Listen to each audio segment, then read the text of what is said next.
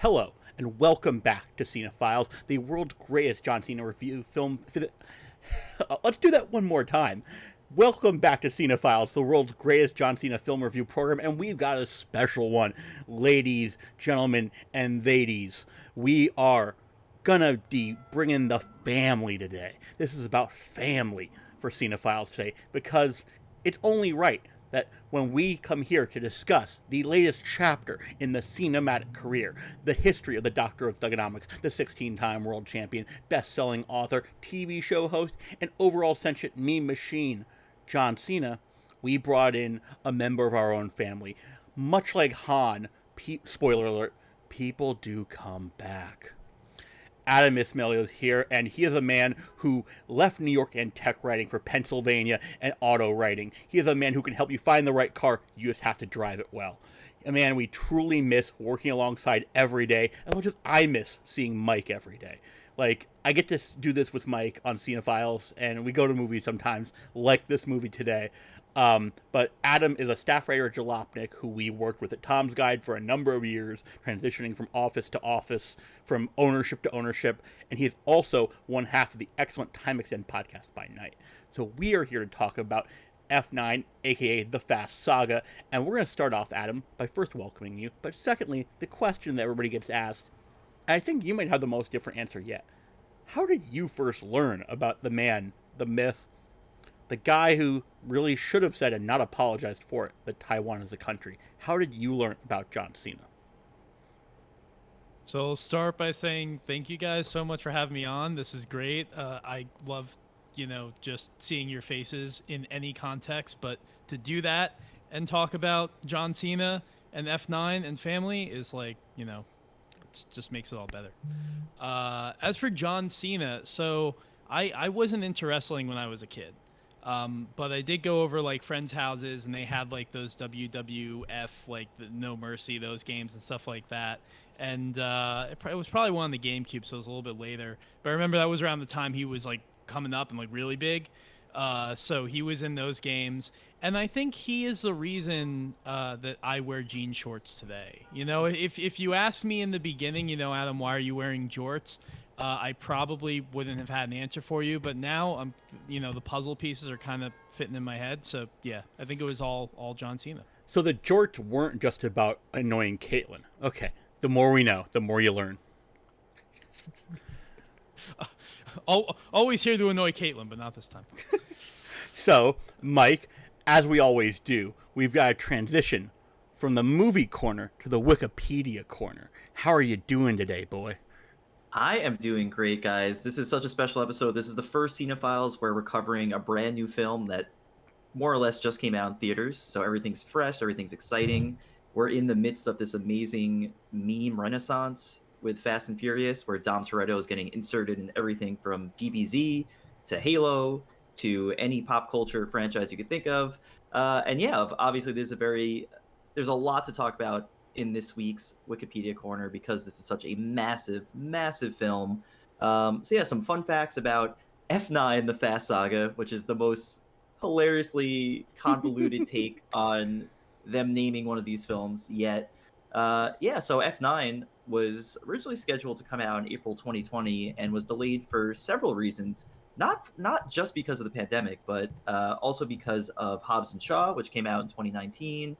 The original release date of No Time to Die, the James Bond film, and then ultimately COVID, of course, pushed things way, way back, but it did eventually release internationally May 19th, here in the States, June 25th. And guess what, guys? It made a lot of money. As of July 8th, F9 has grossed 130 million in the US and Canada, 378 $378 million in other territories. So it's currently sitting at just over 508 million bucks made around the world, much like the crew did in Fast Five with that massive bank. This movie is effectively the crew at the end of Fast Five hauling that massive vault of money across the highway because a lot of people went to see this. I think it was sitting at a post-pandemic record, but I believe Black Widow already beat it or is outpacing it. But huge release, made a lot of money. That Well, is about the amount of collateral damage that Vin Diesel's skull does in this movie. Yes, that is Like, completely accurate. yeah. Speaking of collateral damage, the Rotten Tomato scores are kind of a mixed bag. It's sitting at a 60% on the tomato meter, which I feel like for one of these films isn't that bad. I feel like they never really do too well critically, but sitting at 82% in the audience score. And I think we'll have plenty to say later about where it sits for us in our both in our Fast and Furious rankings and in our Cinephiles rankings. But yeah, those are your fun facts about Fast 9, this big, massive, wonderfully silly film where a car will always save your life as long as you land directly on it. and since we've gone from the Wikipedia corner, now it's time for my over-analysis of opening credit title cards. This is the first time I noticed one race, which is the studio owned by Vin Diesel. It's the human race, I believe it's called. That's why it's called that. But it's also, in my notes, Perfect Storm Films, or Perfect Storm film. It's like that's the other half of this. I'm just trying to look it up, but the problem is there's namespace pollution around that because of the Perfect Storm movie. So we're gonna move on. We're not gonna figure that out, but we're just gonna realize that Vin Diesel is trying to create a global harmony through these movies. That's what I'm assuming by the title One Race. But I'm not gonna assume anything worse. We have to talk about good crowds versus not great crowds. Adam, what was it like to see this movie? You saw it this past Thursday, if I'm correct. I saw it on a Thursday night, which honestly, like, I thought there'd be more people there. Now, granted, I do not live in the city anymore, so, you know, not surprised. It was also, like, a really, like, rainy, stormy night, so people weren't really going out. Theater was pretty much empty. There was one dude behind me who basically laughed at whatever Roman said, and that was it. And then there were people to the left of me who never really made any noise the entire film. So it was, it was fun. That was kind of like my second time I saw it, an 11:40 a.m. crowd, which didn't really have much reactions. The biggest disappointment, though, because when Mike and I saw it the first time, Mike, what did the crowd like the most outside of the movie? What did they like the most? Right before the movie started. What was I something remember everyone laughing. I remember everyone laughing at the trailer for that new M. Night Shyamalan movie. Old. Which was a fun collective experience. Yes, when the words "old" came across the screen, and I will say we'll get into it in the specific moments, but I had such a blast seeing this with you, Henry, that Friday night it came out. So I think we did have a really good crowd, and there were so many scenes where we're all cheering and laughing for all the ridiculous action scenes, but there were scenes that definitely were not meant to be funny that we were all collectively laughing at, and we'll definitely highlight those. But this was. I'm really happy that this was one of the first films I got to come back to a theater for because the crowd definitely added to it. If nature's going to be healing, it's better be healing from the coronavirus with the master of coronas, Dom Toretto, the man who has forgiven Corona beer for the sins of its namesake. But let's travel back in time a little bit to the racetracks where Jack Toretto, as we learned from the Toretto name on his helmet, is getting ready to race, and Michael Rooker is his buddy. And that is my favorite. Oh, they can bring everybody into these movies. Yondu himself. Yondu and Groot have been reunited. And we meet young Dom, who basically looks like Benicio del Toro, or younger Benicio del Toro, and then this younger brother, who we later learn is named Jacob, who Dad gives like a little command to. And then, before the race starts, Jack tells Dom the important message. It's not about being the stronger man, but it's about being the bigger man. But if you're the bigger man, aren't you also likely stronger because you're just, like, jacked up? Like, the message is sort of lost on me. Yeah, he clearly did not see the later Fast and Furious films that came from the future, where Agent Hobbs overpowers everybody. But we digress. Because things don't go well. Question, actually. Yeah, go ahead, Adam. For you guys, do you happen to know the racetrack that this scene was filmed at? It looked sort of iconic. Tell me, and I might say I knew that name. Mike, do you know? So it was Irwindale Speedway in California, which actually I didn't catch in the movie they call it Baldwin Speedway or something like that. And of course, with the magic of CGI and everything, they make it look decrepit and old and sepia tone like a 2006 Xbox 360 game. But so Irwindale is actually where, because of its location in California and everything, it's where a lot of racing scenes in movies are filmed. So yeah, I went with a friend who's like an even bigger, like more knowledgeable racing fan than I am, and he just picked it out right away. It's a really like historic, like the sepia toneness adds to like this movie loves its filters. Mostly just for the flashbacks and things that happen around the flashbacks. I mean, how else are we gonna know it's a flashback other than Dom and Jacob looking slightly different? Jacob, I've now seen that actor in TV ads for something on TNT, and like whatever it is looks so much worse. I'm like, okay, that kid will be a thing. He'll be a thing someday. But as Dom's coaching his dad's having a rough time on the tracks, and like he gets like. There's a guy who's just basically doing that whole... What's that old movie where the guy's like... The chariot... Is Chariots of Fire? What am I thinking of? That historic, like... Not historic, but like... Basically, Dom's dad, Jake, gets pushed off the tracks into the air and immediately combusts into a fireball. And Adam, this was my question for you as our car expert. Is that instantaneous an explosion? Something that... Or is it like... It was very grisly. I would say that a crash like that probably wouldn't be so fiery, but here's the thing. There were a lot of crashes like that in NASCAR back in the day. And like if you ever see like there's this terrible movie with Sylvester Stallone called Driven, where he's racing like open wheel. This was supposed to be his like Rocky for racing in like 2000. It was utterly horrible.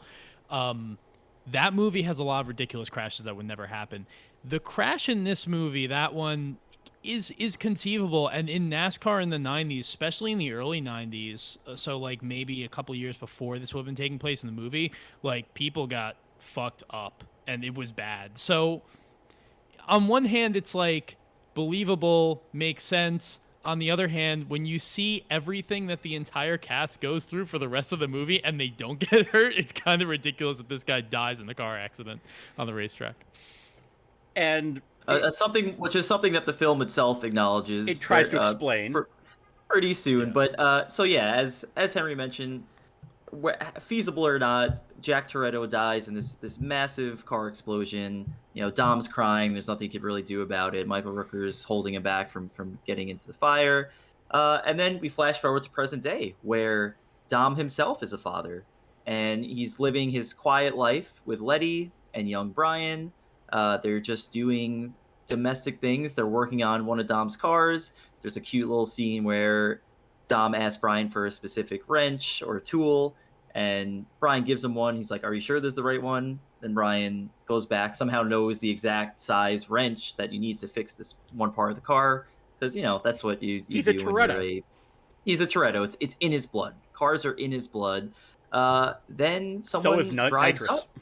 Yeah, someone drives up to their farm, and neither of them were expecting anyone, so they're in full defense mode. They already have this secret hatch for little Brian to go into. They are prepared for any type of disaster or invasion. They've got their guns out. It is so. Brian is also. He's like so cool. He's like, Brian, do what we practice. And the kid just goes. He doesn't cry. He just fucking goes. He's gonna be like more of a Toretto than his father is. Watch. He's very chill, very unafraid child. Could think he's half Toretto, and his mother is, I forget the woman's name, the cop from like 5, 6, and 7. Yeah. So he's got some serious blood, and he's ready for any disaster. But Letty and Dom don't know who's coming, and then as Henry's alluding to, we get this hilarious scene where it turns out it's just Roman and Tej, and they come in out peace. saying, yeah, Roman's flashing the heart sign. Shout out to Roman Pierce, my favorite Fast and Furious character. He's doing a shout out to Taylor Swift from that one video, right? Didn't she? 100%. Yeah. Yeah, big Taylor fan. Roman Pierce, noted Taylor Swift stan. And of course, because things can't stay peaceful for long, Tej and Roman have a bit of news for Dom and Letty. They have this tablet with them. Mr. Nobody, Kurt Russell himself, says he's been taken down by a rogue agent, and yeah, it's if they don't stop this person, things are gonna be really, really nasty. It's not just any tablet, Mike. It is a Dell rugged tablet I had to review once, and it's the most. Nobody should know about this tablet existing, but it also shows up in frickin' Black Widow. Like, these studios all buy the same rugged tablet. Yeah, it's the generic secret agent, hacker, soldier. Yeah, It's ready welcome for David anything. to the stream, DJ Masson himself. But yeah, no, it's the same tablet, and it seems like everybody's all in on the same, like, we've got to stop them, except Dom says, we're not on call anymore. Letty's just sort of like, what? We're gonna go, and Dom's like, we're out. But Letty's not out, is she? No, yeah, Letty is like, this isn't who we are. Dom tries to say, hey, this Brian and Mia did this. They settled down. They got out for parenthood. Letty's like, that's not us. And so they all initially, Dom initially plans to stay home. And just looking through your notes here, Henry, I believe he notices something in the video that changes his mind. Because it turns out that secret agent, whoever it is, that rogue agent, has the same Toretto cross pendant that Dom always wears. Very peculiar. Perhaps the secret agent has a connection to Dom. It could just be a generic cross pendant, but I call it a Toretto cross because that's what I see. Like, and I'm going to share my show notes with y'all after this is over, because the second time I saw it, I brought a little notebook. I filled it up with notes and I transcribed them. So, like, you'll see my way my brain sort of tried to filter through this. But Adam, you were about to say? The way that he sees that pendant is the most, like, typical movie, like, enhancing. Yes. And then there's this little pendant, like, behind him on the shelf, and it's like, oh my god. This movie plays with all the tropes properly, and then Dom gets in a car and drives right to the plane without giving any exposition for who's looking after Brian. Yes. We'll find out. Yeah. Most real ones already know. Those who forget will be sort of like, huh? About it later. But flash forward to Montequino, where Roman is driving a big military truck, and Tej and Ramsey are just sort of giving him shit, saying he's overcompensating for something. Yeah, they're very quick to get back to the wisecracking, the family dynamics that we love from Fast and Furious. This is where it all kicks in. The band is back together. Tej and Roman always giving each other crap, and yeah, things pop off pretty quickly here. I feel like a few minutes into this scene, there's already kind of a bit of a shootout going after whoever these people are. It all happens when Ramsey, who is sort of like the smart one of the computer savvy one, cracks with her own tablet. She cracks the software encrypting a hatch, and she gets what looks like those weird YouTuber lights, those hexagons. Yes, it's like it's the goth version of that, but it's like an aggro crag dome thing, and so they get that, Spherical, and then it's like a dome, a half dome, and Letty throws it in her motorcycle, takes off, and then Dom is like, "Be careful," and Letty goes, "Careful is for when you get hurt," and that's the moment when I thought Letty was in danger. Some would say that Ramsey is the master of unlocking. I would absolutely agree with that. And she does not become a Jill sandwich at any time in the film. No. Although she comes close, as we'll get to later on when she has to drive. But yeah, this is we get to, like, right off the bat, we start getting just ridiculous Fast and Furious set pieces where just the producers were in a room throwing darts at a wall, because we get the minefield set piece, which the sign believe it says Peligro Minas, which they don't know. Well, Roman doesn't know what it means. Everybody else knows. Yeah, Roman. Yeah. Yeah.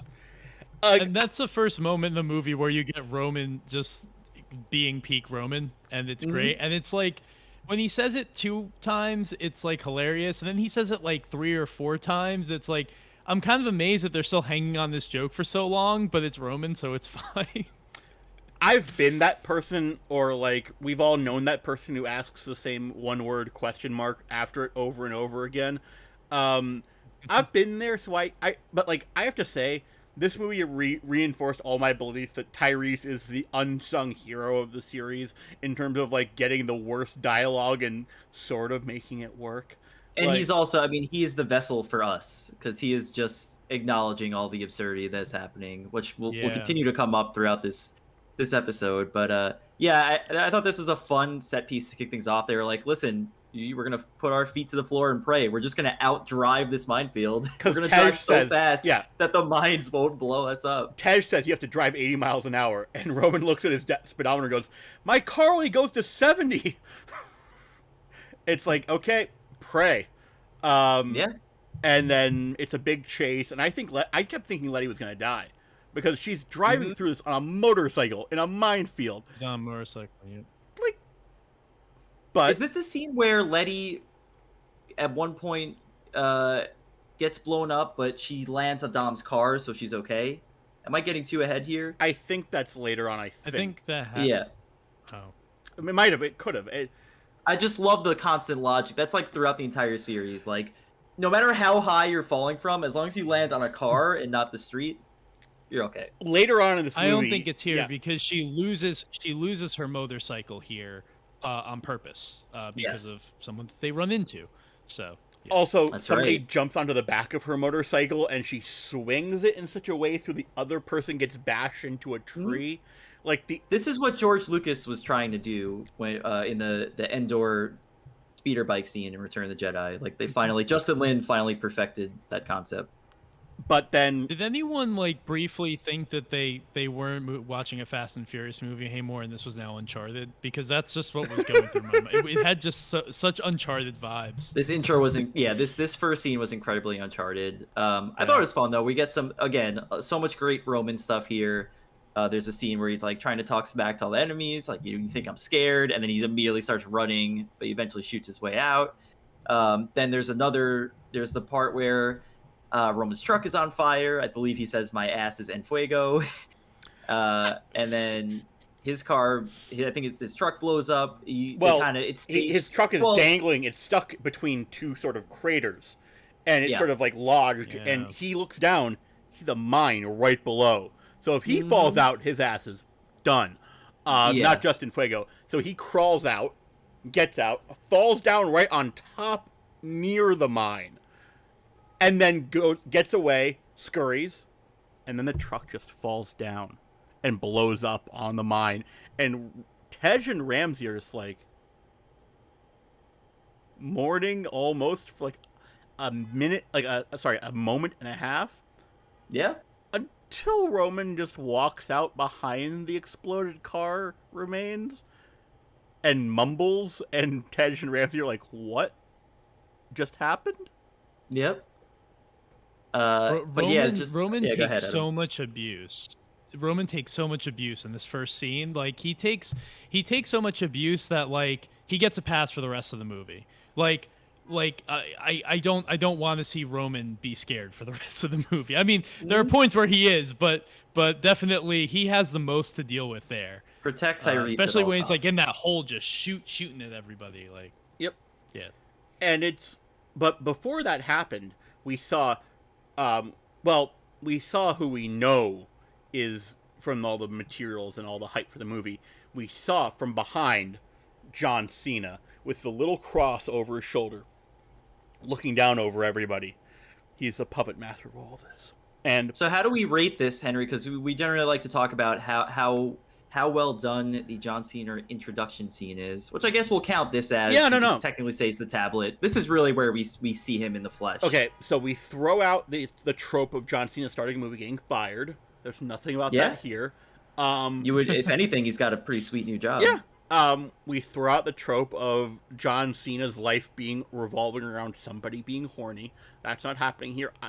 Yet, kind of. But I think this is a pretty good, but it's a complete reversal of the entire history of Cinephiles, because for the first time, John Cena's turned heel. John Cena is evil in F9, at least for now. Because nothing lasts forever. But after Tej, Mike, how do you rank it though? I didn't really. I sort of gave a non-answer. What do you Well, think about this? yeah, I mean, there's not a ton to go off. I mean, it's like, you know, we get it's almost like a little tease. We're like, okay, here we go. Here's grown up Jacob. He's the secret agent. You know, we see him grab the device. I will say, I think it does get some points for making an entrance, or should I say exit, the way that he drives off the cliff and gets picked up by the plane via magnets, which magnets play a huge role in this movie. We'll talk about that. So from an action perspective, it was fun. You know, we don't really learn much about him as a character yet, but it's like, okay, so he's a badass secret agent and he is the villain of this film. It was fine. Yeah, and also this is where there's a stare down between Jacob and Dom, and they lock eyes, because locking eyes is something that John Cena has done in movies before. Mm-hmm. And then this is where we have two more big giant car set pieces.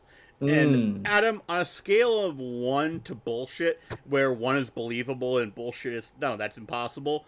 Are the things that Roman, Tej, and Ramsey's car, and then Dom and Letty's car, less realistic than a car being picked up in midair by a plane and magnetized? Are you saying driving on the broken wooden bridge? Is that what we're The talking about broken here? wooden bridge, it's basically like a Mario level where the tiles, Yeah. those little donut-shaped things fall out from underneath you, but also Yeah. when Dom basically grappling hooks a car from one ledge to another. Yes. Yeah.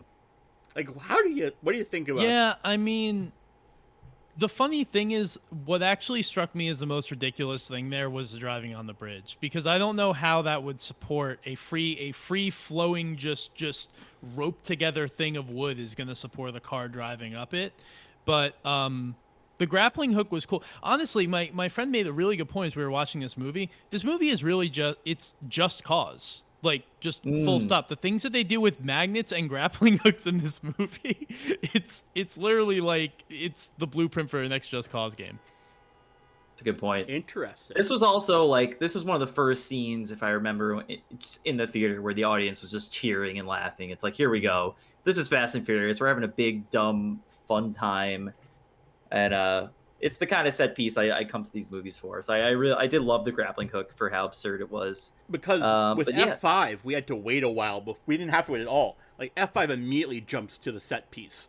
We had to wait through, like, the flashback and the emotional. Mm-hmm. This is different. I mean, this movie is a saga. It's the Fast Saga. They had to take us through all of time. But the crew, you know, so John Cena escapes with the device.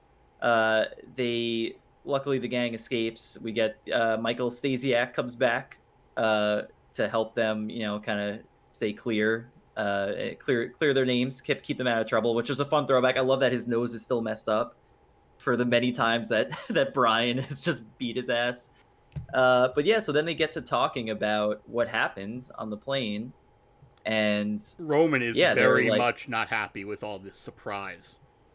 Yeah, because it turns out I think Dom reveals that Jacob is his brother, and he's like, yeah, you got a brother who also does this kind of thing, and Roman's like, who does that kind of thing? And then Tej goes, a Toretto. So yes, there is another freewheeling, incredibly skilled driver / secret agent / incredibly jacked dude that can do cool things with cars, and it's Jacob Toretto, and they have to stop him from basically ending the world with this very powerful device. And yeah, we sort of learn more about that later on, but now it's time for another flashback. As we're back at the racetrack, and the guy who ran Jack Toretto off the road is mourning Jack's death. And when Jacob walks up and he goes, oh, you're the useless one, right? And so we get sort of a confirmation that there is sort of like the goofus and gallant nature of where like Dom was the golden child. But so Dom interrupts. It's like, get away from my brother. And he goes, this guy goes, what is it with you Torettos? You're all the heroes in your own stories.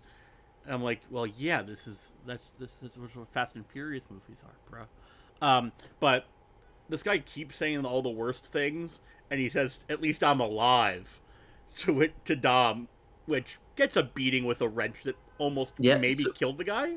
Yeah, we finally get to see, because this scene has been alluded to, I think, ever since Fast 1, where Dom talks about that great garage scene with Brian, where he talks about, nearly beating a man to within an inch of his life with a wrench. now we get to see why that happened, how it happened, and I think that's when Dom goes to jail, and Jacob watches his brother get taken away. Let's just go over a second here that Mike doesn't know that because he might be Mr. Wikipedia, but he's not really pulling that information out of his like Wikipedia depths. Mike, how many Fast and Furious movies did you watch in how many days? Because you have all this very fresh in your mind. I want to talk about that. I had a very unique. Yeah, I'm glad this is a good time to talk about this. I had a very unique Fast and Furious experience where I basically watched the entire franchise in the week leading up to F9.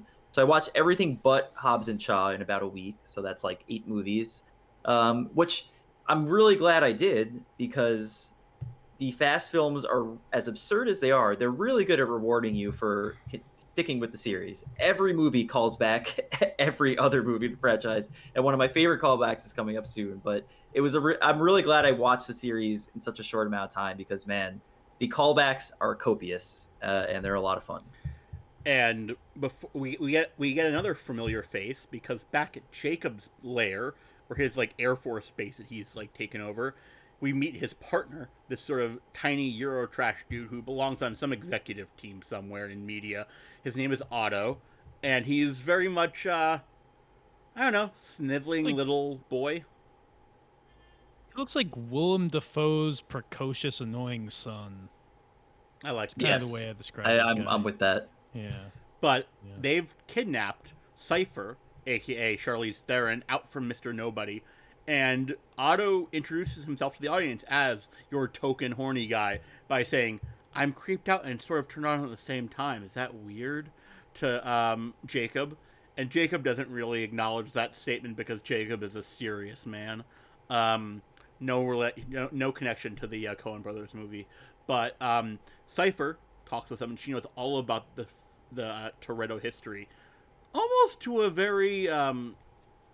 it's kind of weird, the kind of stuff that Cypher has to say about the Toretto bloodline here, Mike. This was a very weird line. Yeah, I didn't like this line. I don't know why. I just didn't like it. Was it the Nordic part? Not just that. I was gonna let one of you guys take it away, but Mike? I love what she says, your chin, it's so distinctive. Because, listen, it's John Cena. It really is. That thing is chiseled out of stone. Some would say Cena stone. But, like, That's she's bringing up... Yes, it's a callback to the Flintstones movie. But here, the thing is, as much as I think it's awkward and cringe what she says, this brings up the entire conversation that came up when John Cena was cast as Vin Diesel's brother. They don't look alike. Like, I've seen, like, I think Vulture had a very long article comparing, like, the physical features of both of them on a scale of, like, 1 to 5 nitrous tanks or something. It somehow works for me. Yeah, it does. Like, there's a lot of things that don't add up, but it's like, yeah, they're just, I feel like they're cut from the same cloth of just jacked Hollywood men. But, and I'm willing to... But Cypher says, I knew the Torettos had a mixed bloodline, which I think is the line that was sort of...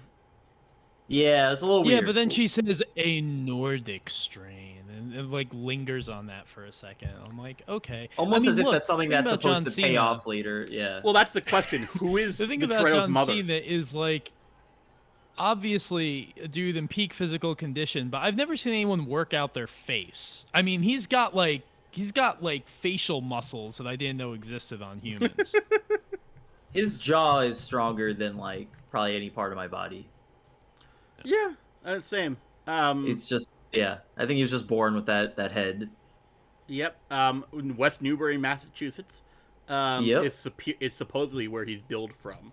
But this is a thing. I just think we're gonna later find out where they have a Nordic mom or something. Like I feel like the Toretto mother is the last shoe to drop in terms of like... Is Mama Toretto like the Thanos of this franchise? Is she going to ultimately be the big bad? Or she's the Captain Marvel of this franchise, is my opinion. Ooh, I like that. Sweeping in to save the day. Yep. Like, I think that nobody will be able to be smart enough because...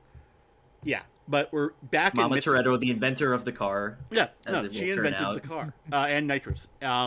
She combined them to make the Infinity Gauntlet of Fast movies.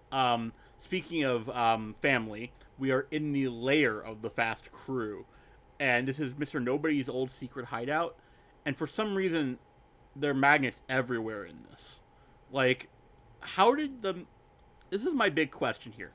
We know that Otto and Jacob are obsessed with magnets, and they're using it everywhere, but why does this layer now have also a ton of magnets in it? Well, did they already have the magnets at this point?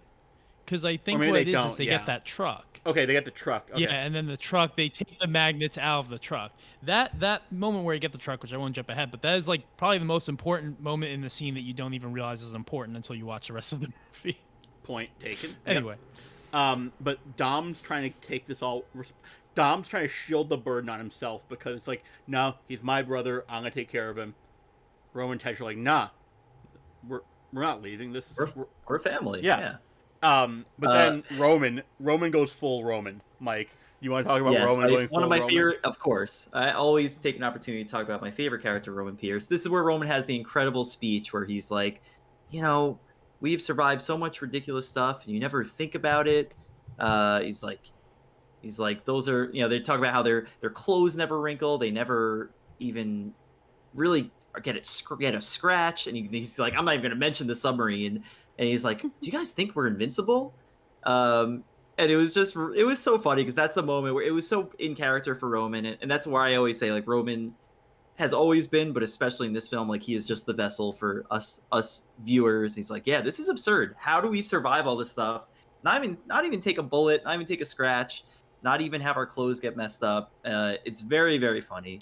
And then Tej, of course, is giving him shit for it. Well, no, he lingers on it for a second. He goes, maybe we are... No, maybe you're just a dumbass. Yeah. Which I love, of course. But I love that dynamic between them two, as always. And then we get the first of our kind of reunions, because Mia shows up. Mia Toretto, who skipped Fast 8. And she's been, obviously raising her child, who I believe is named Jack. Or one of them is, she's raising her kids with Brian. And, she comes to the crew, and the reason she gets involved, obviously, is this is a family affair. She tells Dom, you should have told me about this. What the hell?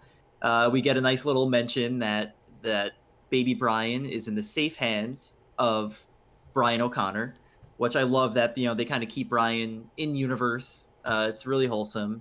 So the one thing I love about the way that's revealed is she says, our kids are in the safest hands, and then they need to have Letty come from like almost off screen and say Brian's, like, just make it abundantly clear. Which, like, I mean, honestly, for me, I completely forgot that the Brian character was still alive in the movies. Because I've only seen a couple of them. So I mean, it was a good reminder for me. I'm the reason why she says that, but I also thought it was just funny they had to make it so obvious. Well, here's the thing, like, the Brian death is the weirdest, I think, modern storytelling, like it's the kind of thing that makes I think this is a better, like, I think Black Widow is this is a better Marvel movie than Black Widow is, but like I don't think Marvel is they don't really, like, I don't think Black Panther 2 is gonna have T'Challa raising a child in a different country. Like, I think they're gonna they're gonna handle theirs in a little less, like, a little weird, more directly. Yeah, a little more directly. A little, they're gonna involve kayfabe a little better.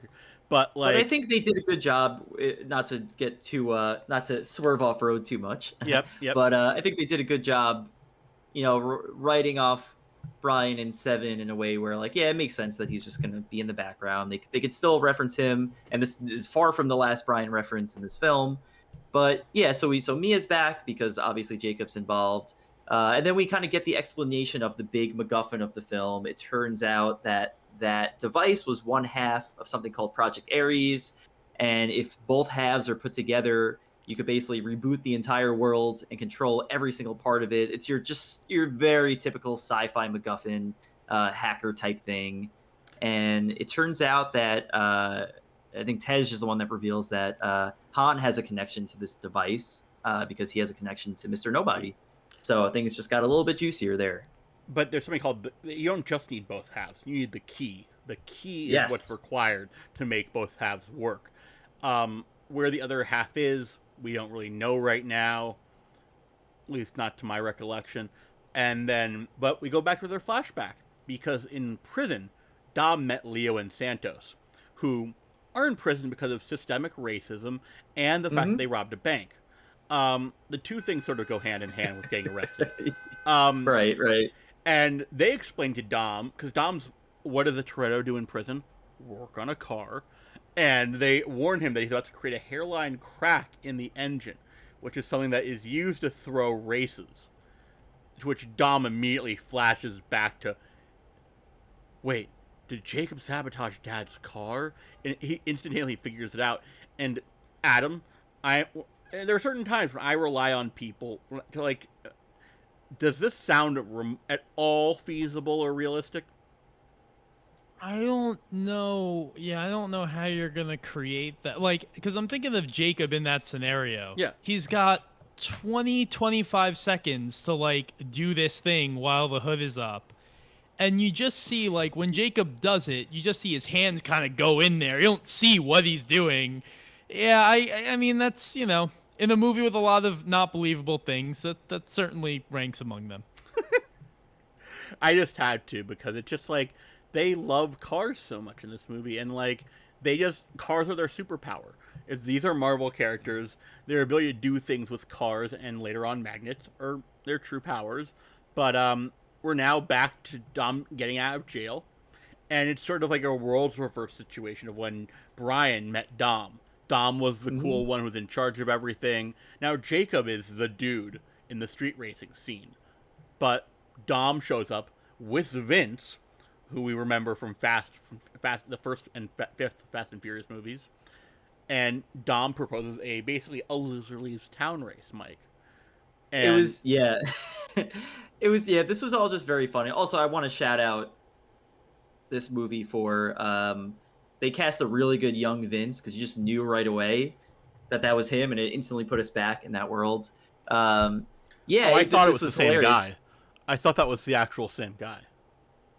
I feel like it was a different actor that was just really well cast. Okay. I don't know, because we were still using the other young actors. Either way, shout outs to the casting team there. But yeah, Dom is basically like, if you beat me, you get to stay with the family. If I win, you have to leave town. A typical race between brothers happens all the time. And yeah, so they have their race. Jacob pulls ahead thinking he's going to win. He uses his NOS. But it turns out he pulled that a little too early, and we know that because Dom says too early. The younger Benicio del Toro Dom, and so Jacob spins out. Dom's able to pull ahead, and then so Dom wins. Jacob, fully ashamed, just keeps driving, and he's gone. And and then that's when somewhere, I don't know if it's like talked about here, but yeah, now Dom is convinced that it's Jacob's fault that their father is dead, and he's like, hey, well, you're out of the family now, and that's kind of that. And then we're back to we get reintroduced to good old Michael Rooker in the present day.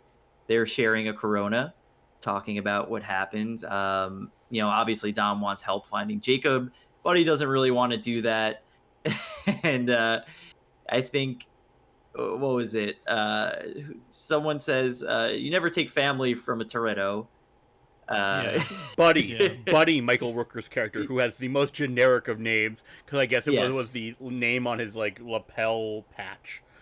You took family from a Toretto. You never do that. But he reveals the Jacobs in London, but Buddy just wants them to find peace.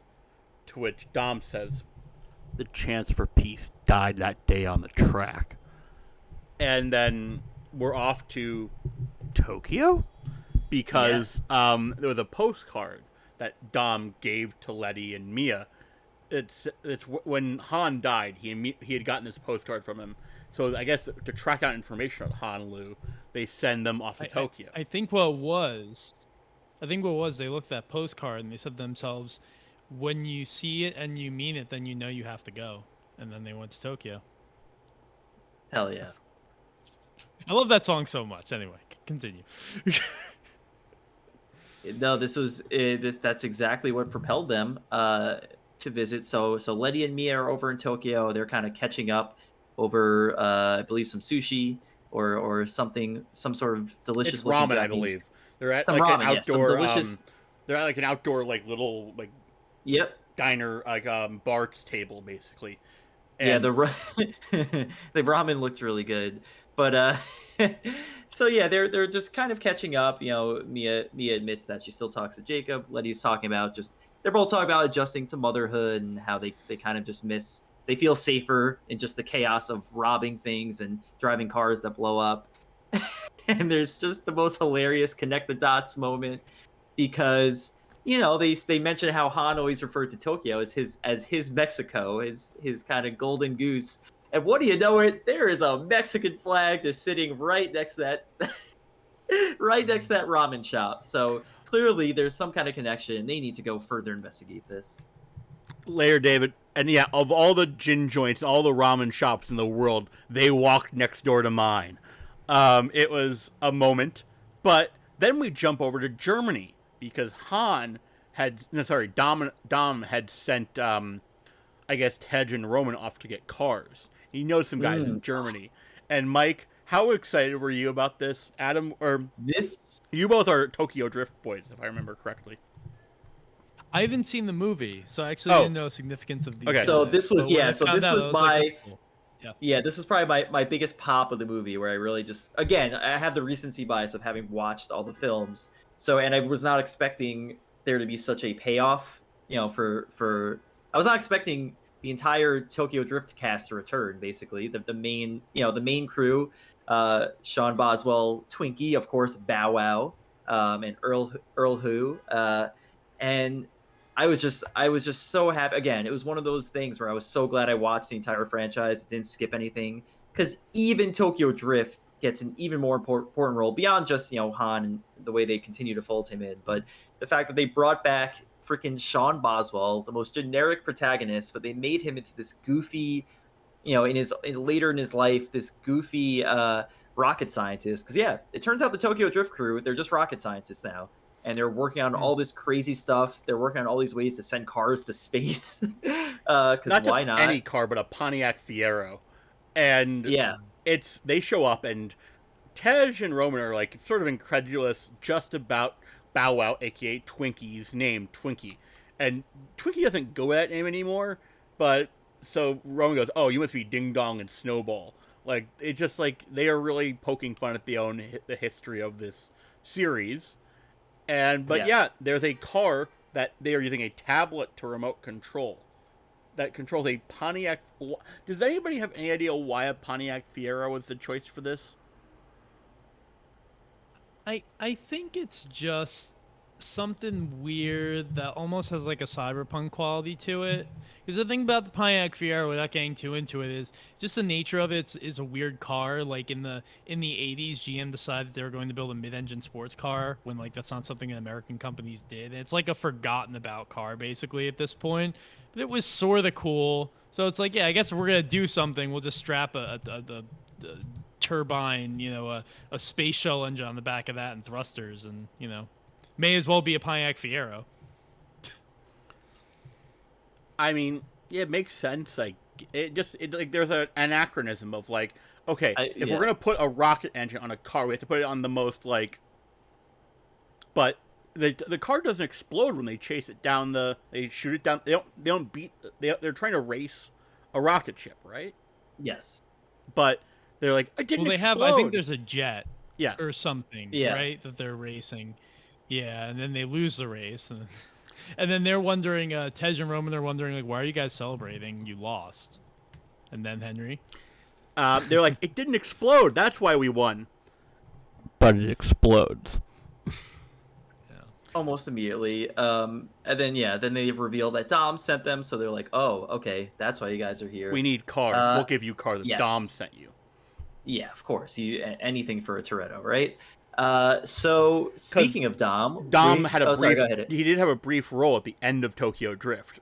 Like, why would these people know Dom? Oh, because at the very the chasers. One of them doesn't.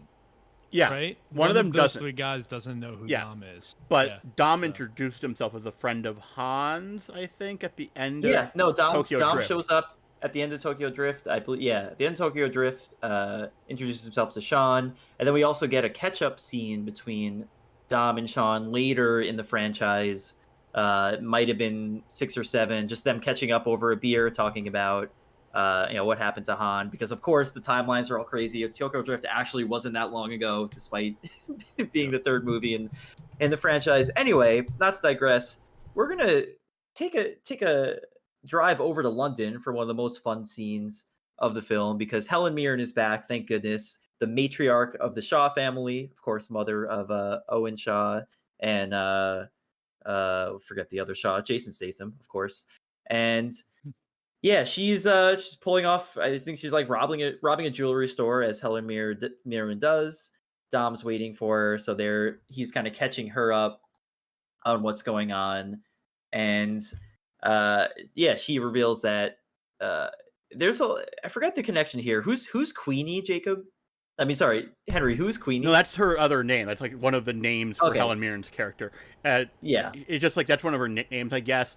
I think that's just aren't all British women of a certain age the Queen of England joke? Yes. I believe that's the riff. Helen Mirren should be the Queen of England, but I think there will be a lot of agreement with that. Yeah. Yeah, I think even the people who don't like royalty would say that. Yeah.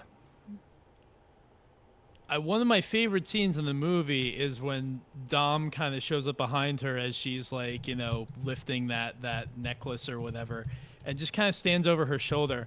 And I swear to God, was going through my head, it's like, are they gonna fuck? Because like the energy between them was so I mean, if that happens, this movie just got like 40 times better.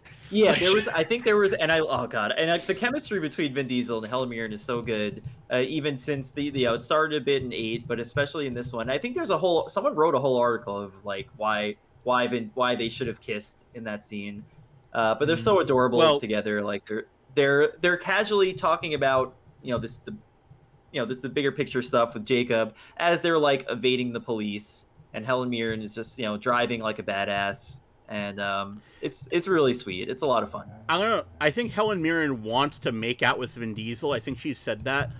I think she said that they should have had a kissing scene. Helen Mirren would love to kiss Vin Diesel in Fast 10. Is the headline at Collider? Which, same. I think Letty would have a problem with that. They do that. Best movie of all time. Yeah. Yeah, please. Fingers crossed. F10, make it happen. but we get to Jacob's mansion, where there's just big party. Before we get there, Adam, we were talking about this to peel back the curtain here. Yes. This car was the first moment in terms of cool cars. For this movie, correct? So it was interesting. So the car that Queenie is driving is a Noble M600, which is a supercar made by a small British company called Noble, which to my knowledge isn't really active anymore.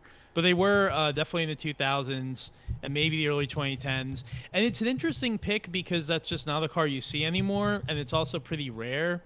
And I'll come back to this later because I don't want to, derail the podcast right now or the stream right now. But Fast and the Furious has some really interesting throughout the series car choices.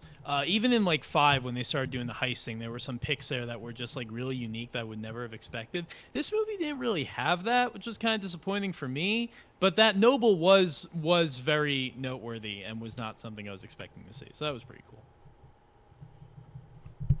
So after that, like they have this race, and Queenie is just talking to him like, because Dom's like, I hear there's some big money in town, trying to make some big deals, and she goes, yeah, no, and she's a terrible liar. She accidentally reveals that she made an arms deal with these guys, and she goes, big fellow jacked like you, he's not your cousin, is he?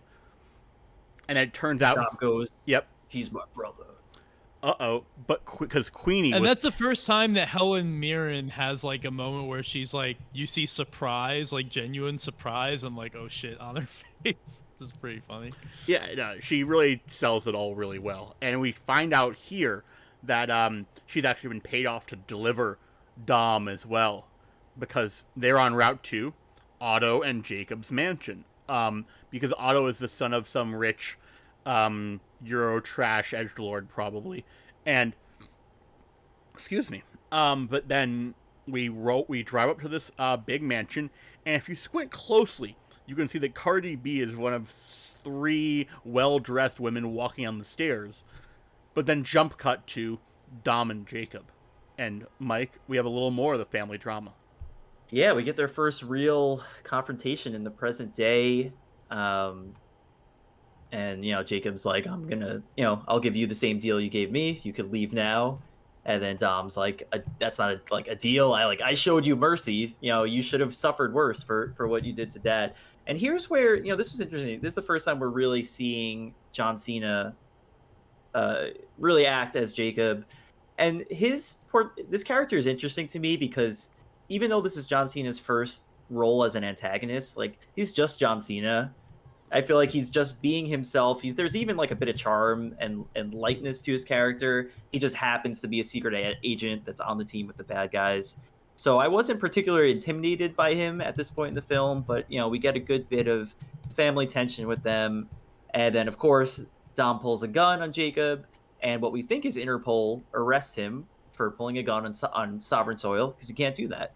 And then, as Henry so perfectly pointed out, his notes, the menacing GTA-style glare, where I just the charming John Cena smile, but because he's a bad guy, there's a little more menace to it. But it was that little cutscene moment, like the still stylized drawing moment. Yes, but in a very much like the Maria Hill scene in Winter Soldier, it turns out that this is not Interpol that took Dom away. It was Cardi B, and as Henry says, her bad bitch army. There's some, it turns out they go back, and I forget the exchange here. Basically, but it was just one of those. So she says oh, when we were stealing gas, which isn't that the way that the fifth one starts or something like that, it definitely does. I was reading about this a little bit. Yeah, I haven't seen some of those movies, but yeah. No, but they have they have ties to the past, and Dom helped her career or something when she was off stealing gas somewhere, I guess. And that, I need to do a little digging. Welcome to Jolene. Hope you're doing well today. It's been a hell of a week. I'm so sorry. And again, I didn't say it earlier, but Liam, thank you for the bits. But yes, Lisa, Cardi B's character, Lisa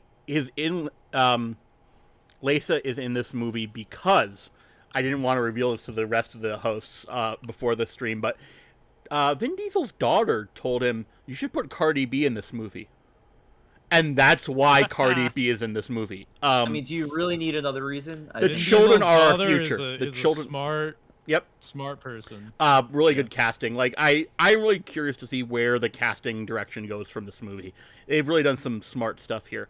But Lisa has taken, I guess, a part of the whole, we are Interpol, we need evidence. She has Jacob's gun, which has his biometrics, which they can then use to track him, because that's how fingerprints work. Cut to Tokyo, where Letty and Mia are investigating Han's apartment, where, noises rumbling, and a woman, who we later learn is named Elle, jumps in, knows they're Letty and Mia, and helps them kick ass and, take names. They don't take names, though, but this is basically what Kevin Feige was trying to do in the Avengers Endgame, when all the female Avengers helped Spider-Man take the Infinity Gauntlet away. But it's better because they're not babysitting some idiot kid who only thinks about movies from 1999 and on. But then everything's about to go wrong, but then bam, sniper shots from the distance.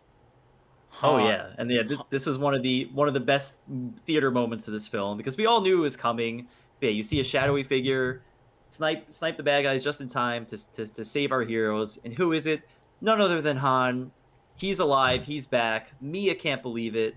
Letty doesn't look quite as shocked because she came back from the dead too. She knows what it's like to come back from the dead. But yeah, Han is back, and then we cut back to London.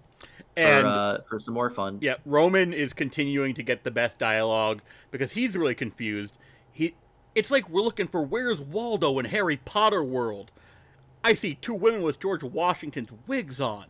I don't know why I'm talking with Roman's voice like he's like Jesus and Mero's like third cousin, but like I wanted him to say I'm walking here.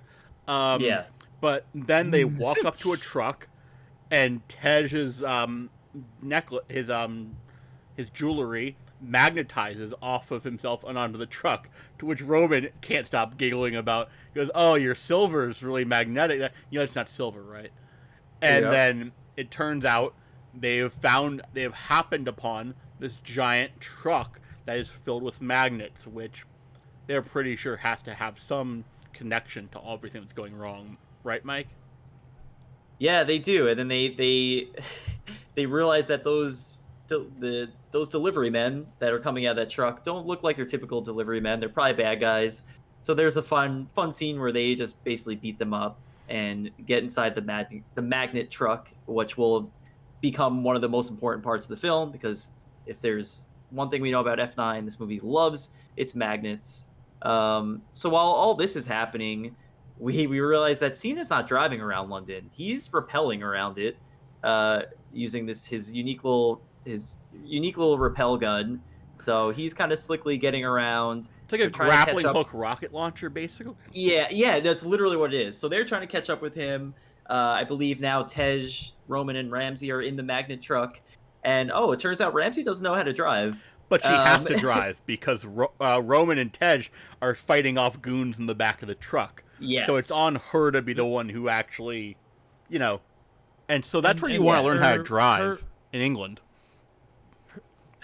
Her lack of driving skill is perfect for that moment, because the guys are having the fight in the back, and every time she swerves or doesn't know how to drive or does something that she shouldn't be doing, it just like forces somebody to lose their gun or hit the side of the wall or the inside of the truck. And then the control dial for the power of the electromagnets is right next to like the gear lever and everything, so she keeps hitting that, which keeps like wreaking havoc around the entire world and London. So her lack of prior driving experience is actually really handy in that moment. We all have a purpose. One of my favorite things about the Fast movies is a theory that was postulated by L.B. Hunktears, the really notable journalist and wrestling writer, who explained that they have a belief that the God plays a huge role in these movies because, spoiler alert, sitting around a table and saying grace and dining with a crew and being maybe invulnerable. Like, there is a very odd, like, invisible hand of, like, maybe Ramsey, if Ramsey knew how to drive, they wouldn't be able to survive all this. Who knows? But look at Fan Fight for more about that theory, or Fan Bite. But Ramsey doesn't know how to drive. Nobody drives in London. They have the tube. I can't blame them, really. But Cena is repelling. Jacob is repelling from ledge to ledge, because he's a legend. And then Ramsey is just using this magnet dial to pull like the metal out of stores and tables off streets. It's like that's how magnets really work. Silly, really fun, yeah, and it gets even more absurd. But I really enjoy the use of magnets in this film. It's just very silly, like playing with your Hot Wheels cars, but as a set piece. That's when Jacob is about to rocket launch to another position, but oh wait, no, I'm getting ahead of myself, because in the back of the truck, Roman's going full pro wrestling, bouncing off of the walls to punch people out of the truck, and Roman's combat skills, I forget, are like actually pretty darn cool. Oh yeah, he can hold his own. This is the man. This is Ejecto Cito Cuz himself. Yep. This is the man who once violently ejected a Miami mobster out of a car with no remorse. So Roman could fight, but yeah. So then finally, just when Jacob's trying to zip line to the next spot, Dom basically spears him through a wall. They're fighting in a men's tailor shop. This is their first real brawl between the two. Pretty standard stuff. There's that really fun scene where they're kind of jumping from bus to bus.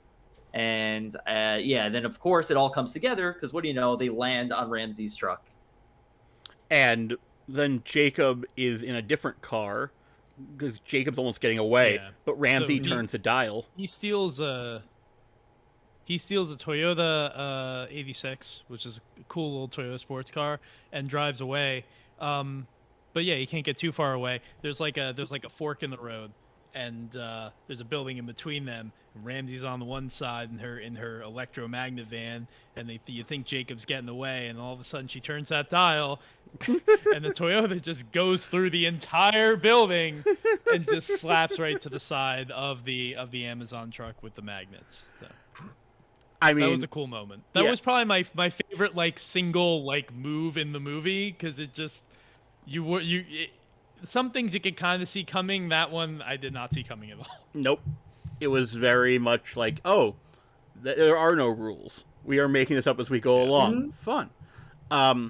Back to Otto and Jacob's lair, because Otto is back and he's lost his Jacob, and he needs 50 of the best men, an X-Wing, a Millennium Falcon, and even Chewbacca if we can get him. So clearly this dude loves his Star Wars.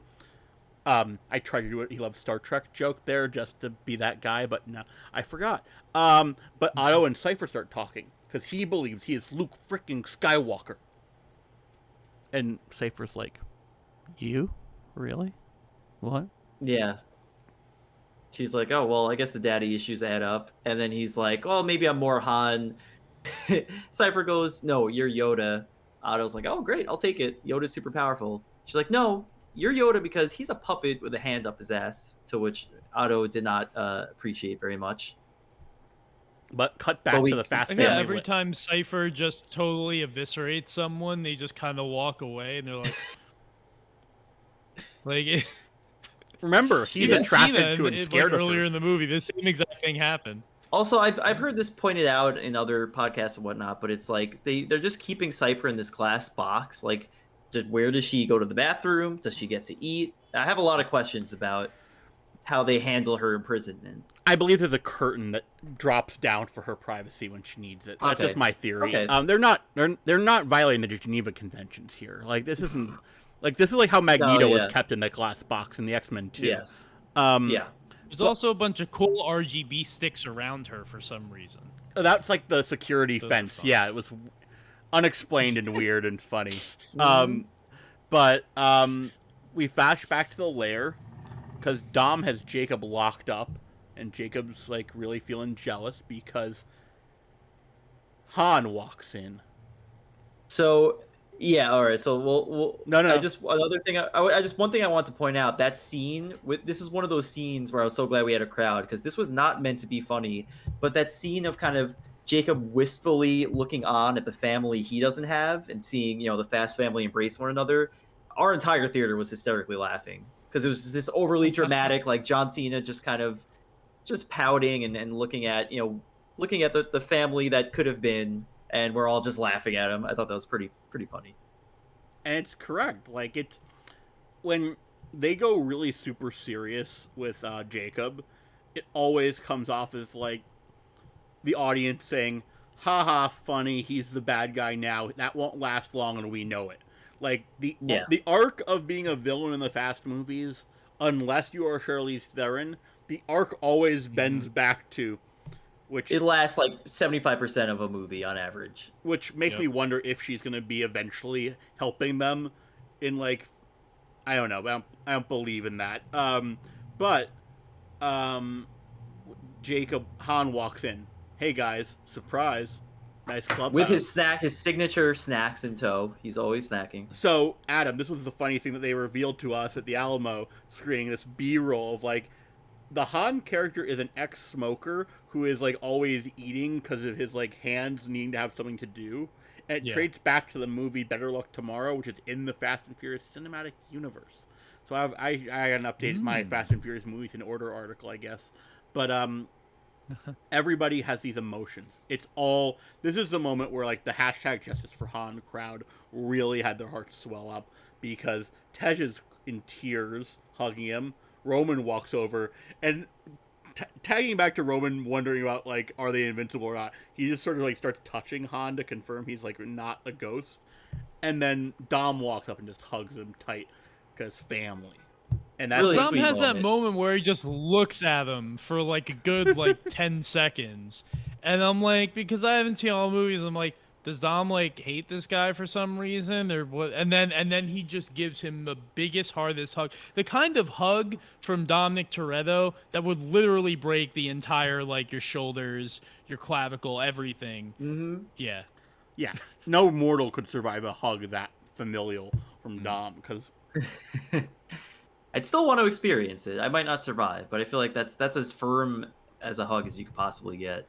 and this is where Han refreshes everybody on, wait, how are you alive? Because it turns out, Mike, Oh man, I mean, yeah. Again, I'm gonna try to do this. None of this. This has yet still doesn't make any sense to me. How the way they continue to retroactively make Han's death scene more and more complicated and more layered than it ever was meant to be. But yeah, he basically says, after he lost Giselle, Gal Gadot, he was just kind of aimless. He finally makes his way to Tokyo. I think somewhere along the way he gets recruited by Mr. Nobody, who knew Giselle. He was kind of called upon to steal Project Ares, and when he got there, he met Elle, who at the time was a little girl, 11-year-old daughter of the scientist. So then, yeah, there's this scene where like he basically saves her from her would-be killers. But I think he gets like shot too. It's like a really weird scene. Like, how did he even succeed? he's going there to make steal any one half of sense. Project Ares. Yeah. But when he goes there to do that, outside, Elle's parents, these scientists, their car is blown up because they were the targets. But Elle doesn't get blown up because she ran inside to get her coat or her umbrella because it's raining, I guess. And so the people who blew up that car are trying to take out Elle because they don't know any better. Like, they want to steal Project Ares too. And Han is like, I'm not going to let this 11-year-old child die because that's family. I'm just putting words in his mouth. Because at this point, Han is he's aimless and lost, he says, without Giselle because she's off haunting Palestinian children somewhere. And he's really like, he has to do what's right because Mr. Nobody trusts him because he trusted Giselle and Giselle trusted Han. So Han is like, well, There's a lot that doesn't make sense. No. Like, No, I don't it's know still, why like- you would try. And we haven't revealed what Elle's deal is yet, but you wouldn't want to kill Elle if you want Project Ares. So a lot of it doesn't make sense. And then he gets like kind of shot in the back. Like Elle crawls underneath a bed or something, and then Han's on the ground, and then he gets shot. Looks like the kind of shot that would kill a man, but no, he's fine. Nope. He saves himself by shooting those guys, and then Han, in Elle's words, didn't want to leave me to be taken or killed. He knew I'd always be a target. Because somehow Han figured out that Elle is the magical key to Project Ares. You literally need her DNA to fully activate this thing. Because that's why, because Elle's parents didn't want it to fall into the hands of the wrong people. So what they thought was responsible was making their daughter a pivotal, making their daughter a key to basically a nuclear device. Who these evil people would want to change the course of the world. Yeah, like this thing Dom says the key isn't a thing; it's a person. Which is, there's a life lesson to be taken from that. This movie, it's not about the keys to the car. We are the keys, But we're back to, so after that incredibly convoluted explanation about what happens to Han, which will never make any sense to me. We're back in the lair. Well, Jacob's men are here to free him. Oh, go on, Henry. They have to explain that. Wait, but how did you die?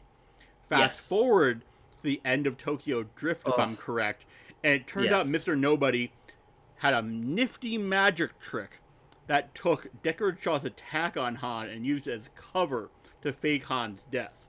So the question is, was Deckard Shaw aware that what he was doing was being used as a plot to, the trick to keep Han safe? Because if I'm reading this correctly, Mr. Nobody knew that Han was in danger because of saving Elle. So that to save Han's life, he had to fake Han's death. Something like that. Okay. And yeah, I still don't understand the actual specifics. Like, No. was Han never in the car? Was it some kind of dummy or illusion? Because like when you see his death scene happen, it cuts to Han and Mr. Nobody watching it from the sidelines, and he's like, "Nice magic trick you pulled off there." So I have so many questions about this scene that was literally, when Tokyo Drift came out, this was just meant to be Han dying. There was no grand plan. They kept retroactively changing it. It's just so silly, but whatever. It was worth it because Han's back and Han's the best. Yep. And Jacob and his men are here. Sorry, Otto and Jacob's men are here to bust Jacob out. They found him. We're not sure how. I mean, maybe they had his biometrics too, so they could track him. Mm-hmm. And Jacob reveals that he was the rogue agent who turned on Mr. Nobody. And now, because Jacob was listening, he knows that L is the key. Because they decided to explain everything that they had figured out while Jacob was imprisoned, but it's not like there were even windows. Like there were just like there's open air passage between the room that Jacob is in and the room that the rest of them are in, and he could hear every single thing that was being said. You would think they'd go to like a conference room or somewhere else where the villain couldn't hear their exact plan, but no, that makes too much sense. Eavesdropping. Yeah. How does it work? But Dom says, Jacob says to Dom, now you're going to spend the rest of your life living in my shadow, which is a sentence I don't really think makes sense. Like, whatever. But because I don't know. And this is where Jacob reveals that it wasn't him sabotaging Jack Toretto. Jack ordered him to make that adjustment because they were trying to throw the race, which because of that guy who was trying to run him off the road led to Jack dying. Okay. But the Torettos, it turns out, were deep in debt, which no surprise there for some reason. And Jack promised Jacob, you never tell Dom. To which Dom says, a real brother would have told me. We would have figured it out. You should have told me. And then they take L. For some reason, Otto tells the goons, don't kill Han, which is a plot point that I feel like we're going to figure out later on, because things that happen in Hobbs and Shaw make me wonder about overarching, weird things, but you'll see Hobbs and Shaw soon. But then this is where, when everybody's leaving, the magnets that they took out of the van come in handy. Because earlier, Ramsey and Tej were playing a trick on Roman, who was eating something. Because when Roman's nervous, he eats. And they have a wall of magnets in the base. And Ramsey activates the magnet wall to remove all the guns and smoke grenade pins off of the goons. Because that's how grenades work. Yeah, totally. It's physics. So, of course, then now you have all these live grenades. So things are blowing up. And, Dom kind of stands as the last bastion. He's to let them all escape. He's basically willing to sacrifice himself. Letty's watching him, just getting swarmed by dudes. This is part of why, because there's several, as Henry alluded to, there's several theories about Dom just being an angel and having died already. Because he's just able to fight off 20 goons in this ridiculous Literally, scene. they're all holding him back. They're Yeah. all holding him back in this chamber that's only got this one kind of catwalk. Meanwhile, as they're holding the upper part of his body, he's kicking another dude in the stomach with both of his feet. None of it makes sense. And then at the end of that fight that Letty is watching, he literally pulls these chains and absolutely just pulls down the entire concrete structure in this silo thing and then just sends them all into the water below. It all reeks of the third Nolan Batman movie when Bane was bored in the shadows. When he falls down, all this dust and metal falls, and Dom falls into the water, sinking, and there's a blue, because he's in the water, filter over him. And it just feels all like a Nickelback video. I'm waiting for This Is How You Remind Me to start hitting over the PA. Because we get a super emo flashback where Dom processes what he's just learned. Jack is talking to him in the garage. He says a Dodge Charger is immortal, like a family to his sons. And because the family lives beyond you. And then Dom sees little B, Brian, and then Dom jumps back to the past and he sees his dad on the phone talking about being in debt. And it's just this super cut of like Toretto family angst. And we replay the moment of Jack telling Jacob to do the thing, sabotage the car, and we see Jacob processing the pain and anguish of doing this, not knowing that it would kill his father, but just not being happy, I guess, with getting undercutting their chances of winning the race.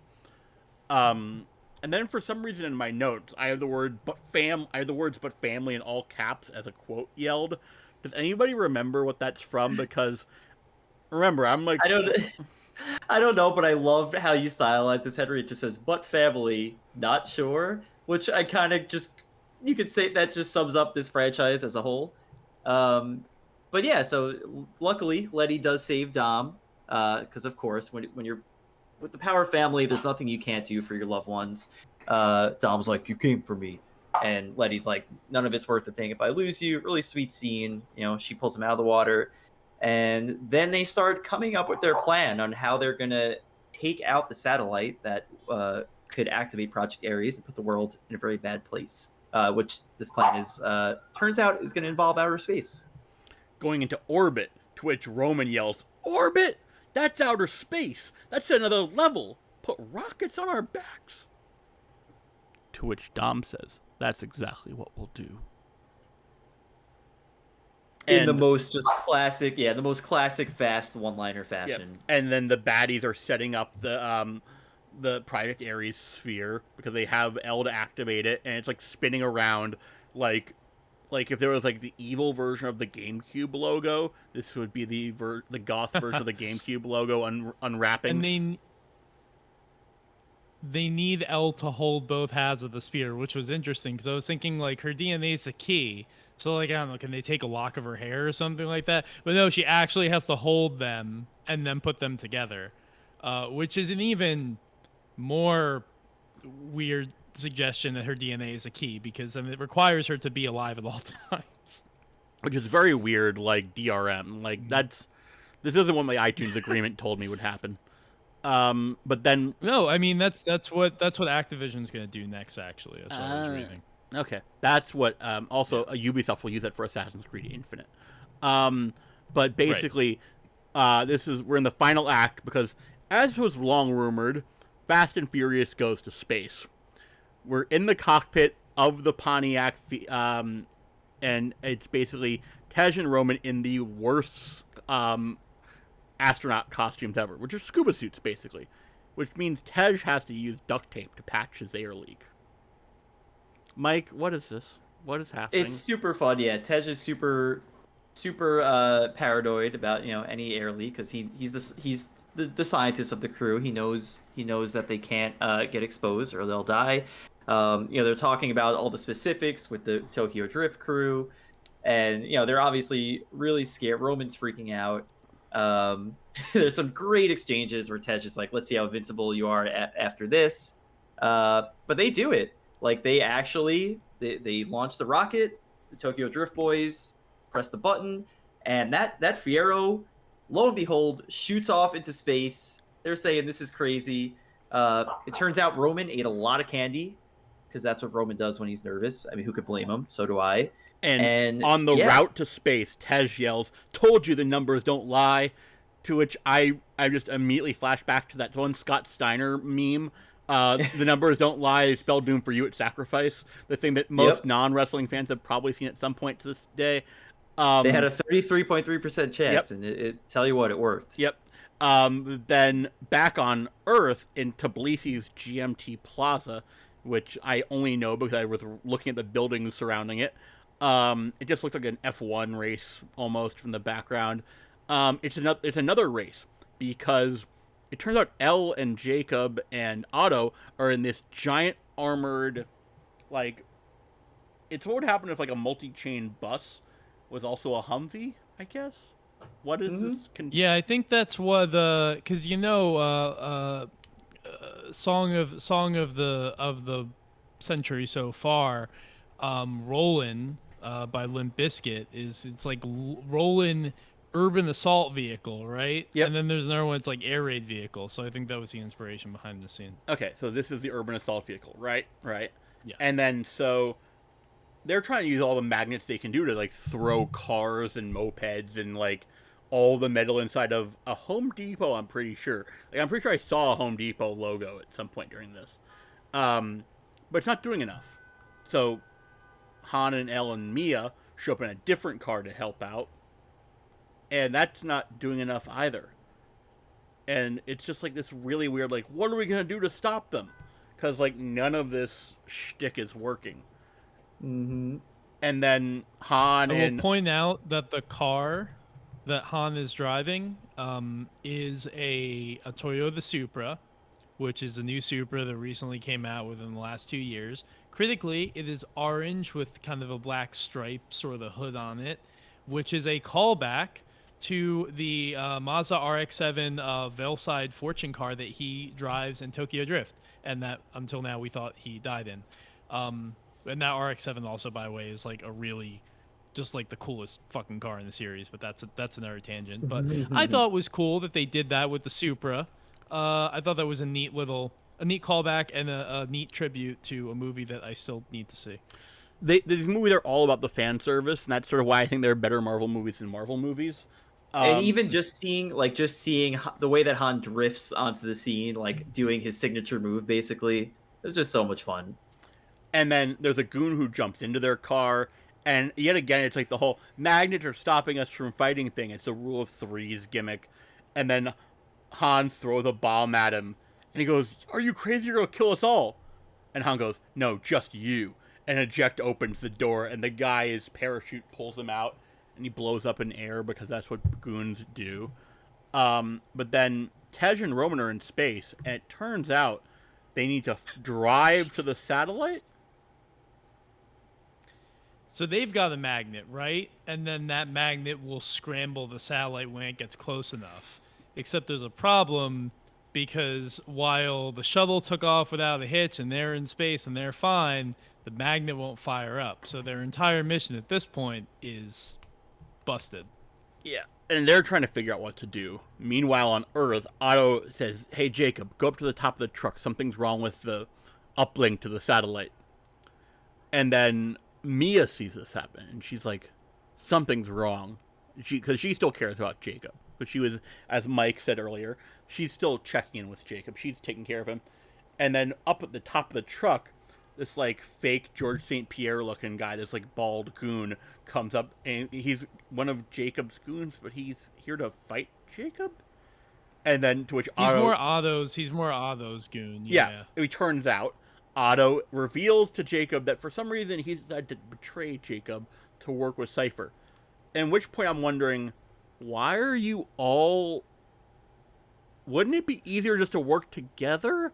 Because, like, I'm sorry, but Cypher, you've seen these people before. You're letting Dom possibly have another ally. How do you think this is gonna... You don't want to make that family bigger. No. It's dangerous enough as is. So Jacob gets on the mic and he goes, "You know, there's something I've never told you, Otto, that I've really wanted to tell you. You're a spoiled rich prick and I'm going to kill you." To which Otto replies, "Here, spoiler alert, spoiled rich pricks run the world." And it's... Which I have to give Otto some credit. That's a pretty good comeback. Like, he's not wrong. He's not wrong. Nope. Very on the nose. He's not wrong, Vulture, yeah. It's... But then Dom sees Jacob in trouble, and Mike referenced this earlier when Letty was like jumping onto a car to be saved. Dom magnetizes a car to fly to be a jumping point, like it's in Crash Bandicoot, and it's like a lily pad. Like he gives him a car to hop onto, and then Jacob is saved by Mia, and Jacob gets into her car because it's like the army vehicle and it's safe. Mm-hmm. And that all made sense somehow. It works. It's logic. Yeah. But Elle gets onto the turret of the armored car to shoot at the army vehicle, which does nothing. I enjoyed that. I thought that was really cool. It was pretty, yeah. You know, give her some agency. Yeah. And then they try to throw cars to the tanker because magnets. That does nothing. Like, what are they gonna do? And we learn that Jacob hasn't gone away. He's still listening. But Yeah. it's like, Dom's like, we're gonna have to flip this car with magnets. I guess that's possible. And Letty is gonna try to help him, but then she gets cut off and she can't get to him. And then Letty says that on the call, to which Jacob swoops in and goes, but I can. And yeah. the Toretto brothers manage to flip the tanker because the power of family and magnets combine. And this is like vehicular Captain Planet shit. And we're back in space. Because what happens in space? Oh man, so this is where Tej and Roman have their big hero moment. You know, it turns out, as we said, the magnets don't work. So their one option is to brute force the satellite and just drive right into it, more or less. And I think this is Roman. He's like, hey, we're not invincible. We've probably just been lucky this whole time. But you know what? If we're going out, let's go out on top of the world, literally, because they're in space. And they decide to do it. And just as the Ares countdown is about to reach, we're about to reach the end and they're going to get full control.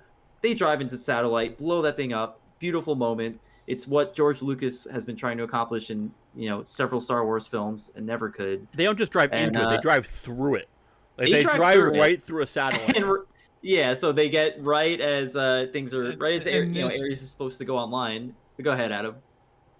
This patchwork Pontiac Fiero that's being held together with duct tape, chewing gum, and some welding just survives, whereas the satellite is completely blown apart. It makes sense. Yeah. Well, for all this. Yeah, I'm not. Yeah, it's weird. But then Cypher has said enough is enough, and she's gonna fly in to just take them out because now everything's going wrong. And Cypher, it turns out, is also an experienced fighter pilot and is shooting missiles and is gonna just try to blow them up.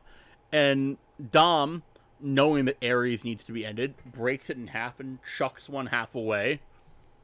Hopefully never to be seen again. But he gets out of the truck at just the right time to blow up Cypher. Am I remember? Is it the giant truck that blows? That's correct. Yeah. Yeah.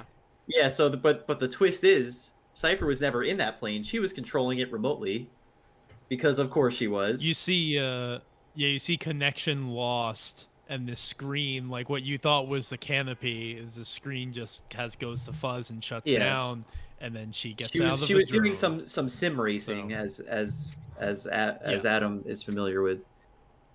Absolutely.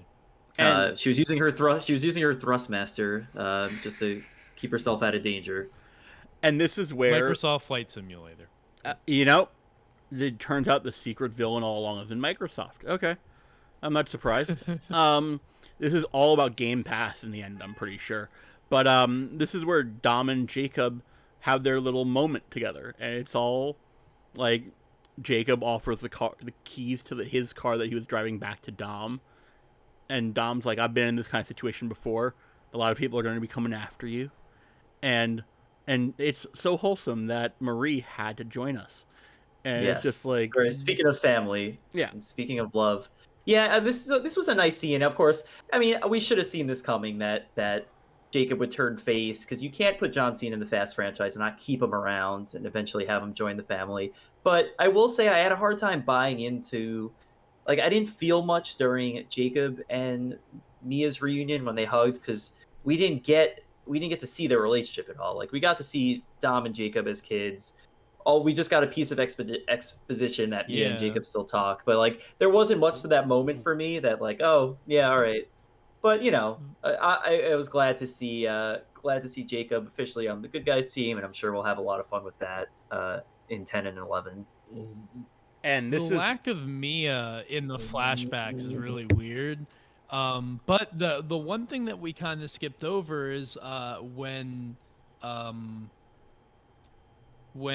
Jacob is freed in the Fast family lair, and he comes out, and everyone else is like the guard draw and everybody. He does say, "Sorry, Mia." Like Mia is the only one he apologizes to, and then he basically tells Dom he's gonna eventually kill him. So it's a good point. It's weird. It's weird that's not explored more. the women of the Fast and Furious movies have chronically been underdeveloped and not given enough shrift by the scripts. That's sort of why I guess they will have one spin-off movie dedicated to just the women, whereas the men had 9+ movies. But Mia says, "Lost you once, don't let that happen again, okay?" And then there's a goodbye, and then we cut to space, where a Russian satellite is minding its own business when Tej and Roman sort of float towards it, and they look a little swollen. And jumping back to the beginning of the movie, Roman or Tej yells, "We come in peace," like they did with going to the ranch. But Mike, Adam, one of you, what do the Russians say? They say, what is it? They say, oh, they look like minions, right? Why do they look like That's minions? the line? Yeah. I think that's the line. Of course, Yeah. you got to keep it. This is the universal film universe. So It's the gotta question, shout out. will there be a Fast and Furious Minions crossover? There's already a rumored 100%. Fast and Furious Jurassic World crossover that's I'm been... sure we'll get like at least a short or some kind of like something silly like they just did with Loki and The Simpsons, like some kind of silly 10-minute cartoon of like a minion Dom Toretto racing whoever the freaking chief minion is these days. I don't know. Yeah. Um, But we get I back... do like that they happen to cross that satellite, you know? Because space is a very small place. There's only Yes. like 3 things up there. yeah, you're always gonna run to the International Space Station. Like that's just how it is. Yeah. But, so back on Earth, Dom takes young Brian to the track that we went to earlier, tells him he learned everything he needed in life at this track. Because of the flashback to Dom and Jacob after the crash, when their father died, the cops are coming, and Jacob's sad, but Dom says, it's gonna be okay, because we're family. I mean, he's not wrong, but Mm-hmm. we really get to the heart of the family, because we're jumped to again, back to present day, because a lot of stuff happens in this movie. This might be our longest episode ever. Not sure. The Coronas are popping. It's the barbecue. Oh yeah. Everything is normal. And the Tokyo Drift crew gets their moment with Han. End of the Fast and the Furious. The classic end of the Fast Yep. and Furious barbecue scene. I love that they just like, it's a Lowe's Home Improvement ad, is what it is. Yeah. Every single time at the end of these movies. And the Tokyo Drift crew reunites with Han. It's like, Mike, how good was this? That made me so happy again. Like, just the way they tied everything together and really, really honored every type of Fast fan by like, yeah, even the Tokyo Drift crew are back. It was such a sweet moment. We see Santos cooking, and he mentions that Leo's in Brooklyn running a crap restaurant. It doesn't matter because those hipsters eat everything. It's just a lot of sweet stuff. We see some Brian and Letty, some nice Brian and Letty stuff. And I think Dom asked baby Brian to say grace this time. Just say and Brian, whatever's like- in your heart. Yes, it's very sweet. And then, of course, there's an empty seat. And who could that seat be for, guys? He's on the way, is what Letty says, I believe. And then And we see that what's Brian's iconic car, Adam? Do you know Classic Bayside blue R34 Skyline GTR drifting through the streets. That was really cool. It was good. I love how Yeah. like Fast and Furious is kind of like Transformers, where every character has their corresponding car, and I love that they're just so consistent about that. Like you see the Dodge Charger, that's Dom. You see the or the Subaru or whatever it is, that's Brian. So yeah, that was a nice little. It was just a nice little. I don't know what you call it. Nice little tribute to Brian. Nice little tribute to Paul Walker. Like yes, Brian O'Connor's still in this universe. He's still part of the family. Everything's great, and nice little way to hit us in the feels before they send us home. But we did get a little bonus in the form of a quick little post-credit stinger. Because if Han is back, that means Han has to have some words with the man who thought he killed Han. And we cut to Deckard Shaw, a.k.a. Jason Statham himself, kickboxing. He's in like a gym somewhere, dark room, he's very angsty, and he's like a punching bag, punching bag, but there's a guy inside of it who like tries to like bargain with him, and I'll give you the thing, and Jason Statham goes, the thing I have right here, and the guy goes, gulps himself down, and then Knock knock. Who's there? Han's there. End. And that's basically the teaser for Hobbs and Shaw Part 2, I'm guessing. I'm sure. Yeah. Hey, Jackie, thank you for stopping by. Yeah, we are almost done with today's episode. We are talking about the latest Cinephiles, Fast 9, the Fast Saga, F9 really, not at Fast 9. But now we've got the end of the movie. And before we get to trying to rank it within the John Cena movies, which, Adam, for your mental health, we did not make you watch all of them to know the context of how bad it gets. But Yeah. in comparison to all of the many movies you go see, and in comparison to the other Fast 9 movies you've seen, what did you think of this? I thought it was good. I think I should have probably watched all the outstanding movies I hadn't seen yet in the series, like Mike did, because it was clear to me like there was a lot of stuff I had missed, even like not realizing like Helen Mirren was in the last one and stuff. Mhm. So I thought it was enjoyable. My feeling about these movies is they're very stupid, but they're just fun, and you just Yeah. don't think about too much, and you just watch Dominic Tro, say family and bust shit with his skull, and I like the Han was back. That was cool, and Roman's really funny, and yeah, Mhm. it's good. I enjoyed it. Yeah, I would say, as someone who watched the whole franchise in a week, it's probably like in the middle of the pack for me in like my personal Fast ranking. I don't know where exactly I put it, but yeah, it was a lot of fun. I think it had some of the most creative set pieces in the series. Definitely in a series filled with ridiculous plot lines and massive leaps of logic. I think it had one of the most ridiculous plot lines and biggest leaps of logic. So like the story was even more convoluted than usual. But it's like, I don't know, as someone who just binged that whole franchise, I feel like I got exactly what I came to that movie for. I got a Fast and Furious movie. It's big, it's ridiculous, it's self-aware, it knows what it is and what it isn't, and had a lot of fun with it. So solid Fast and Furious movie. And part of me wants to round I will up add because one thing, and that's I feel like my biggest issue is it did get so complicated and so unwieldy and had so many characters and so many moving parts that it was. I mean, I have no attention span, which is why I'm not really a good movies person anyway. But it was hard to follow in a way that I don't remember Fast 5 or 6 being. Fast 5 was pretty straightforward. But I think that's just a casualty of these movies just becoming so big and just gaining all this star power and stuff. which makes sense, and that's sort of why I'm going to bring it to Mike. I sort of think trying to contextualize this with the top ranking, because I don't think this is definitely the top end of the Cena movies. It's not at the middle or bottom end. Was this movie better than Bumblebee? Ooh, that's tough. I think Bumblebee was a more cohesive film. It was like a more cohesive action movie, although it was a little heavier on. It was almost like half of one part teen drama, one part action movie. I think I don't know. I definitely I was probably more into this movie than Bumblebee.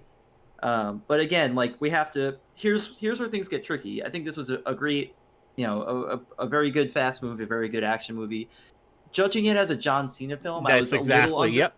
Right, I was a little underwhelmed by the amount of screen time and even just his character, where I just feel like he wasn't in the film a whole ton, and I don't think he got really much to work with. He got some really fun set pieces. I think he'll become, much like The Rock did, I think he'll become an integral part of the franchise. I have no doubt, but he had limited screen time, and the screen time he did have, I feel like he was just John Cena that happened to be on the bad guy team and eventually changed his mind.